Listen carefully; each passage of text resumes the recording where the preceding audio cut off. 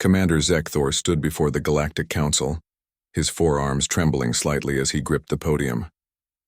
The decorated war hero of the Draxian Empire had faced the Void Swarm, survived the Crimson Nebula campaigns, and earned 17 medals of valor. Yet today, speaking about humanity, fear flickered in his crystalline eyes. "Honored council members," he began, his translator rendering his clicks and whistles into perfect galactic standard. "You summoned me to discuss the human question. You want to know if they should be granted full military partnership in our alliance." He paused, mandibles clicking nervously. "I must speak a truth that haunts my sleep cycles. Humans terrify me more than any enemy I have ever faced." Murmurs rippled through the chamber. Ambassador Thelnara of the Quilarian Collective leaned forward, her bioluminescent skin pulsing with curiosity. "Commander, your record is impeccable. You destroyed 3 swarm hive ships single-handedly. What could possibly frighten you about the humans?" Zekthor's eyes dimmed. "That is precisely the problem, Ambassador. You ask what frightens me, but you should ask why they terrify me." He activated the holographic display, showing footage from the Battle of Kepler Station. 3 months ago, Kepler Station came under attack by a Krell raiding fleet. Standard protocol: evacuate civilians, hold position until reinforcements arrive. The humans had only 1 ship in range, the UNSC Defiance, a frigate with minimal armaments and a crew of 73. The hologram showed the small human vessel approaching 5 massive Krell destroyers. Any rational species would have fled or waited for backup. The humans? Zekthor's voice cracked. They accelerated toward the enemy fleet. When we asked their Captain Rodriguez what she was doing, she said something that still makes my blood run cold. "We're buying time." The hologram played the battle. The human ship wove between enemy fire with suicidal precision, drawing the Krell away from the station. When their weapons ran dry, they didn't retreat. They rammed the lead destroyer, crippling it. The Defiance was torn apart, but Captain Rodriguez's final transmission was laughter, actual laughter, as she ejected the crew pods toward the station. 73 humans, Zekthor whispered. 61 survived because their captain calculated the exact angle of impact to maximize pod survival, while destroying an enemy ship 50 times their mass. She died laughing because she succeeded. The council chamber fell silent. Zekthor continued, his voice gaining strength. "But that is not what terrifies me most. What terrifies me is what happened after." He changed the hologram to show the memorial service on Kepler Station. "We prepared a ceremony honoring Captain Rodriguez as a hero. We expected grief, mourning, the normal responses. Instead, the humans celebrated.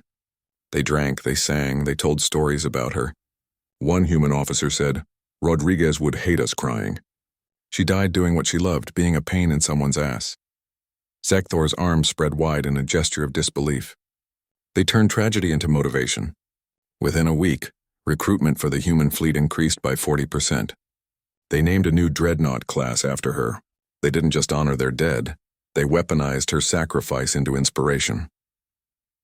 Ambassador Thelnara interrupted.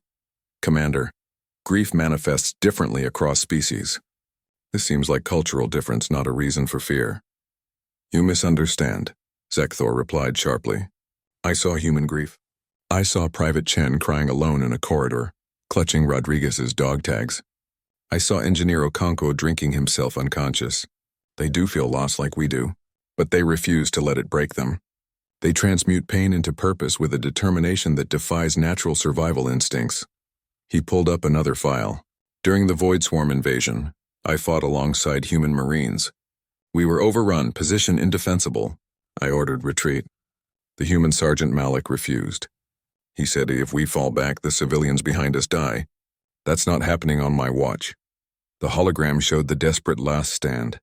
20 humans against thousands of swarm drones.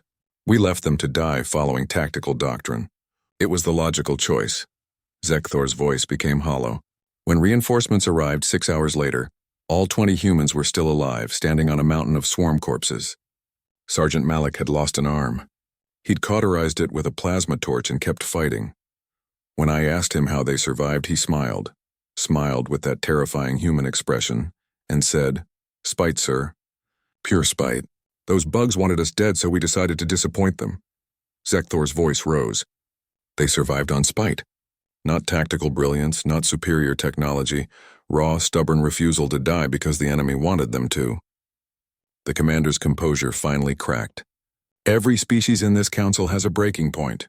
A threshold of pain, loss, or fear where survival instinct overrides duty.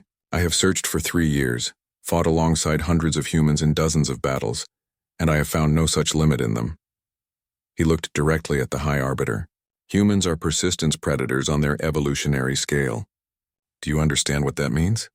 For millions of years, they hunted by simply refusing to stop. They would chase prey until it died of exhaustion.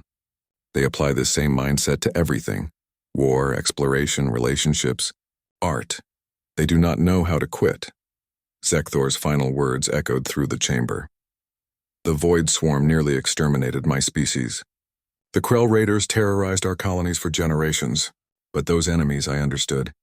They wanted resources, territory, survival. Humans. He shook his head slowly. Humans fight for ideas. They die for strangers. They charge into certain death not because they're fearless, but because they've decided something matters more than their fear. He straightened, metals glinting on his chest. You ask if we should grant them full military partnership. I say we have no choice. Because if humanity ever decides we're their enemy, no force in this galaxy could stop them. Not because they're the strongest or smartest, but because they'll keep coming long after any sane species would have surrendered. The council chamber remained silent as Commander Zekthor returned to his seat, his confession complete. In the viewing gallery above, Captain Maria Santos of the UNSC Determination smiled quietly and whispered to her crew, "Damn right we would."